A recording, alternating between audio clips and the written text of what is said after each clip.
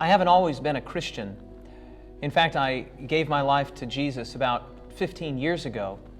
And as I look back and think about what precipitated that decision and how it is that I came to be a believer in Jesus, it all starts with a very interesting two-word phrase. And that phrase I would see in various Christian contexts, bumper stickers or T-shirts that I'd see people wearing in my high school. And that two-word phrase was, Jesus saves. Now, I was not religiously minded or religiously inclined. In fact, as a punk rocker, I had a bit of anger or just ambivalence maybe towards religion. But that two-word phrase was in my mind, Jesus saves, Jesus saves. And as I would spend time thinking periodically about that phrase, the question that always dawned on me as someone who was not religiously minded or religiously literate particularly was, from what? Jesus saves from what?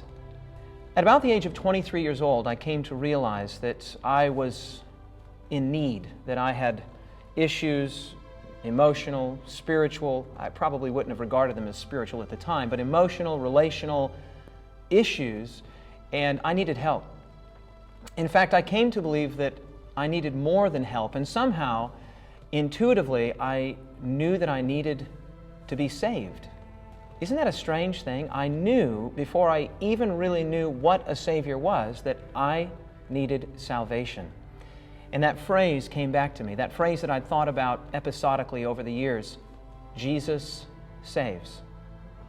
Well, in the pages of this book, the thing or things that we're saved from come very clear. There's two of them.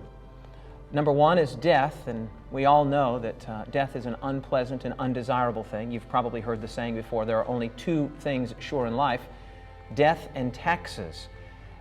The second thing, though, is sin, that which causes death.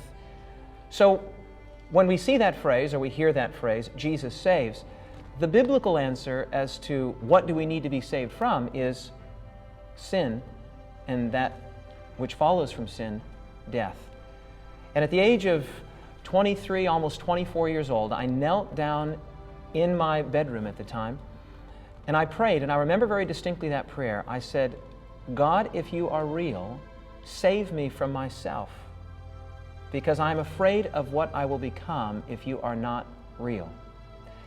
And amazingly, astoundingly, I would even say miraculously, I had a sense, an internal, intuitive sense, that Jesus was my Savior, that He had saved me from sin and death.